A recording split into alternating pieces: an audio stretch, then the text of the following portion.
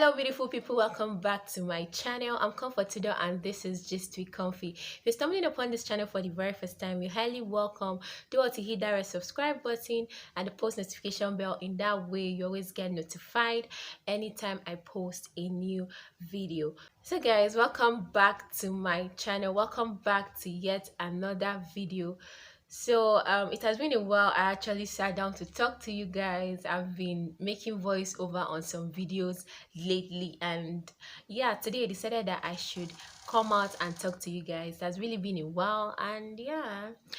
So today, on today's video, I'm going to be talking about the baby that was starved to death. So in one of my previous videos, I actually told you guys that I'm going to come back to have a proper conversation on that story I brought for you guys about the child that the mother's boss actually allegedly starved to death. So yeah, I said I was going to come and talk about it. So before I go down into the video proper and just telling you guys what I feel and yeah, what I feel about the story generally, I'm just going to give you guys a background story to what the girl said. That's the 19-year-old girl, that's the mother of the child, said, because the video I posted last was what her employers had to say. That is, her madam and the husband had to say. So I'm just going to give you guys a background of what the girl actually said happened. So the girl went and lodged this complaint that she was actually taken in January to come and serve this family, to come and be their help, to come and be a help to this family, and that she didn't actually know, this is the girl's side of the story, that she didn't actually know that she was pregnant up until she came to Lagos, and that the man took her from Imo State, not Abia State. If you had watched the video of the interview I posted that the couple granted to Punch newspaper, you actually hear that the man, that's the boss himself, said that he picked her up from Abia State, Orochukwu to be precise, and that is his village where he comes from. So the girl is from his village, and you could also hear that the wife concurred to that. But the girl's side of the story is that she was picked up from Imo State and that she didn't know she was pregnant up until she came to the family.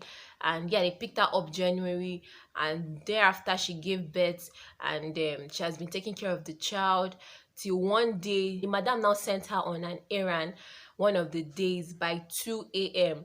And when she went out, the madam, according to her, told her to go and buy bread and tea. So when she went out, she didn't see any shop open by that time of the night, and she decided to come back home. So when she came back, she met the madam's husband at the door waiting for her. So when she entered the house, the madam's husband started beating her and asking her where she's coming from by that time of the night. And she tried explaining that it was the madam that sent her on an errand, but that the husband of the lady just went inside and packed her bags and brought it out for her and pursued her out of the house. And she begged them to allow her pick her baby, and they told her that she was not going to pick the baby until she pays the hospital bills that they paid for her when she went to deliver.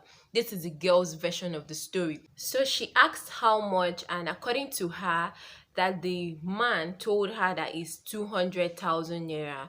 Then much later, she left to hustle for the 200,000. This is her story. So later she called back, and the madam herself was like, no, that the money is 5 million naira. So at this point, according to her, she was trying to hustle to get the money so that she can come and pay and collect back her child, and that it took her a month. Then when she came back, she found out that the baby was already emaciating, and that was when some people helped her. Then they collected the baby and they took the baby to the hospital, and it was 2 weeks, and the baby spent 2 weeks in the hospital, and thereafter the baby died. This is the version of the girl, like the young girl involved, the 19-year-old girl involved. So having heard from the girl and also hearing what the boss and the wife has to say, at this point I feel most of the times before we judge cases, it's good to hear from two different sides. So as we have heard from those two sides, but one thing is just that a lot of us now, since this baby is already dead, people don't really want to hear what these couples have to say, these her employers have to say. But I think it's wise to also hear them, because listening to this man speak and his wife, I was trying to listen to them without being biased or without being judgmental. And I actually found out that these people, to the best of my knowledge, I don't feel they are lying. Even if they are lying, there is an atom of truth in what they are saying. Because first of all, this man said he went to the village during December slash New Year, and that was when he met this girl. And this girl has always been coming to visit, like coming to his house because they are from the same village, and telling him, "Uncle, help me, uncle, help me." And that was why he decided that they take her, since they were looking for somebody to look after their child. So he decided that they take her back to Lagos so he could take care of their child. They employed her to come and take care of their own child, since the wife is not always at home.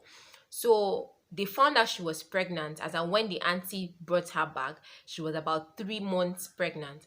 From what the madam said that she actually wanted to abort the child. She has been telling her about aborting the child, and she tried to discourage her about aborting the child. If we want to talk about this, it could be very true, because she's a teenager, and from everything they're saying, it's believable that she doesn't want to keep the child. She wanted aborting the child, but the woman was like, "No, don't abort it," and they kept going. And thereafter, according to them, she left to the village, telling them that she wants to go and write exams, leaving them with the child. And they begged her to go with the child, but she refused. And this could be true. Seriously, I think the best thing to be done right now is for the police to actually do a proper investigation. The couples have rightly said that their neighbors are aware of this thing that has been happening. So I feel if the police really wants the truth, if we really want to know the truth in this matter, the police should do proper investigation. They should go to the neighborhood of these couples and ask questions, because the man rightly said that if they go there, they will know if what he's saying is actually true or false. And it's obvious. And after the whole interview, I forgot to mention, after the whole interview of this girl, they asked her, "What do you want?"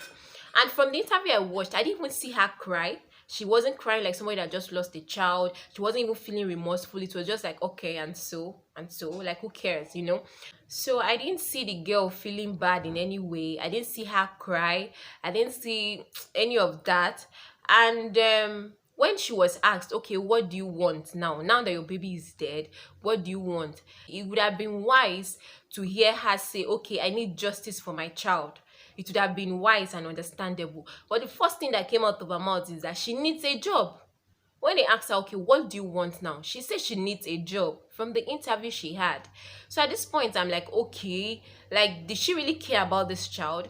And that really made me to try to see and weigh what the couple said. And I felt like there is an atom of truth. I don't think all this her own part of the story is true. I don't think so. I think she did not actually care about that baby at all. She just needed something to just take her away from the baby. So I believe the fact that she was actually running away from responsibility, from what, because that's indirectly what the couples are telling us. She was running away from responsibility and keeping the baby for the woman to take care of. Before I continue, if this girl's storyline is true, why didn't she raise an alarm? Why would she keep quiet and go for a whole 1 month? I didn't mean she really cares about this baby as she's portraying. Don't you think that that moment that she was pursued out of the house and she was told not to carry her baby, don't you think that even if she had gone that night, the next morning she would have visited the house back with maybe police, or she would have reported to the neighbors or something to help her beg them to release her baby? Don't you think so if she really cared? Why did she have to go for a whole 1 month, then just come back and now come and meet her baby in that state? Don't you think that more would have been done from her angle if what she's telling us is actually true, and if she truly cares about the baby?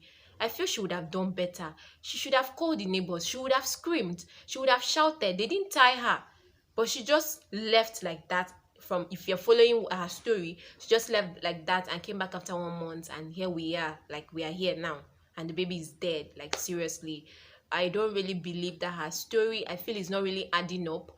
It's not gelling at all. It's not gelling. Yeah, it's not gelling to me.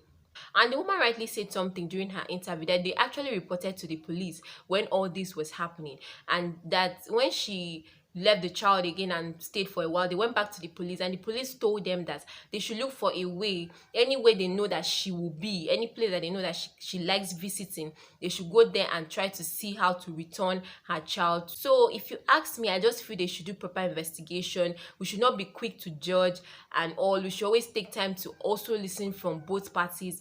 Having heard from these couples and hearing from this girl, trust me, there is an atom of truth in what the couples are equally saying. If 100 is not true, there is an atom of truth in what the couples are saying. So before judging, proper investigation should be done. It might be very, very true that this girl is shying away from responsibility. Obviously, she's a teenager, she didn't want the child, and all of this and that and that. It could be true. So I just think the best thing to be done now is for proper investigation to be done. And we should not be quick to judge. Let's not just all jump on the couples and be shouting, they did it, they did it, they did it.